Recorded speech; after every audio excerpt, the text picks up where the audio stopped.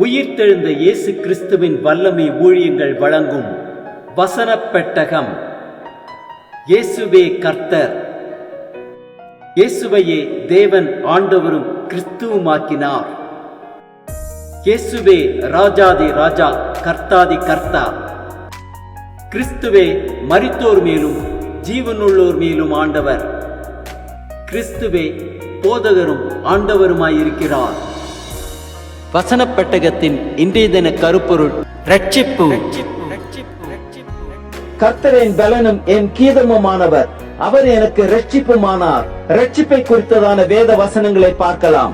ஏசாயா 12:2 வாசிக்கிறோம், இதோ தேவனே என் ரட்சிப்பு, நான் பயப்படாமல் நம்பிக்கையாயிருப்பேன்.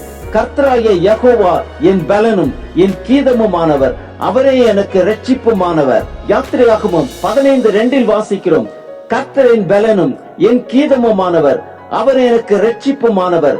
அவரே என் தேவன், அவருக்கு வாசஸ்தலத்தை ஆயத்தம் பண்ணுவேன். அவரே என் தகப்பனுடைய தேவன், அவரை உயர்த்துவேன். சங்கீதம் 27:1 வாசிக்கிறோம், கர்த்தரின் வெளிச்சமும் என் ரட்சிப்புமானவர், யாருக்கு பயப்படுவேன்?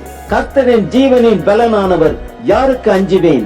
ஏசாயா 45:22-23 வாசிக்கிறோம், பூமியின் எல்லை எங்கும் உள்ளவர்களே, என்னை நோக்கி பாருங்கள், அப்பொழுது ரட்சிக்கப்படுவீர்கள். நானே தேவன், வேறு ஒருவரும் இல்லை. முழங்கால் யாவும் எனக்கு முன்பாக முழங்கும், நாவு யாவும் என்னை முன்னிட்டு ஆணையிடும் என்று நான் என்னை கொண்டே ஆணையிட்டு இருக்கிறேன். இந்த நீதியான வார்த்தை என் வாயிலிருந்து புறப்பட்டது, இது மாறுவதில்லை என்கிறார். யோனா 2:9 வாசிக்கிறோம், நானோவெனில் துதியின் சத்தத்தோடு உமக்கு பலியிடுவேன், நான் பண்ணின பொருத்தனையை செலுத்துவேன், ரட்சிப்பு கர்த்தருடையது என்றான். ஏசாயா 45:17 வாசிக்கிறோம், இஸ்ரவேலோ கர்த்தராலே நித்திய ரட்சிப்பினால் ரட்சிக்கப்படுவான்.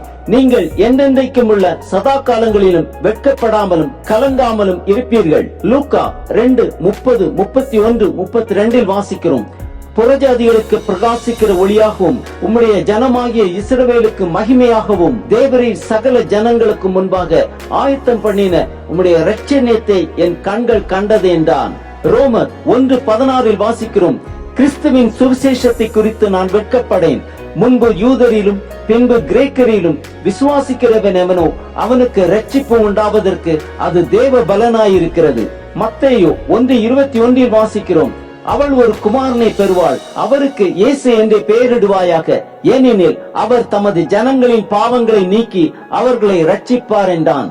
ஓசியா 1:7 வாசிக்கிறோம், யூதாவின் வம்சத்தாருக்கோ நான் இரக்கம் செய்வேன், வில்லினாலும் பட்டயத்தாலும் யுத்தத்தினாலும் குதிரைகளினாலும் குதிரை வீரரினாலும் நான் அவர்களை ரட்சியாமல் அவர்களுடைய தேவனாகிய கர்த்தராலே அவர்களை ரட்சிப்பேன் என்றார். எரேமியா 3:23 வாசிக்கிறோம், குன்றுகளையும் திரளான மலைகளையும் நம்புகிறது விருதா என்பது மெய்.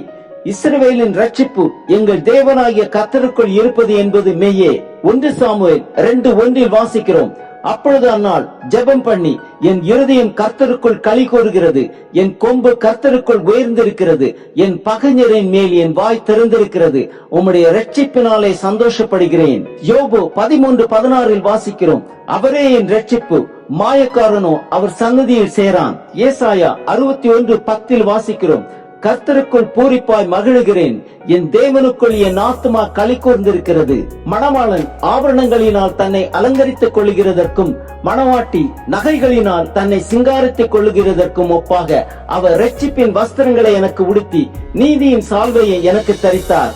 ஏசாயா 62:11 வாசிக்கிறோம், நீங்கள் சீயோன் குமாரத்தியை நோக்கி, இதோ உன் ரட்சிப்பு வருகிறது, இதோ அவர் அருளும் பலன் அவரோடும் அவர் செய்யும் பிரதிபலன் அவர் முன்பாகவும் வருகிறது என்று சொல்லுங்கள் என்று கர்த்தர் பூமியின் கடையாந்தரம் வரைக்கும் கூறுகிறார்.